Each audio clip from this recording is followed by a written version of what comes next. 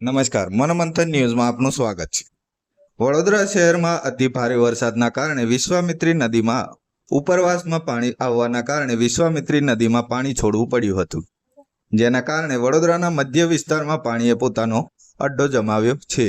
ત્યારે ઘણા એવા બેઝમેન્ટમાં પાણી ભરાયા હોવાના સમાચાર આવ્યા છે।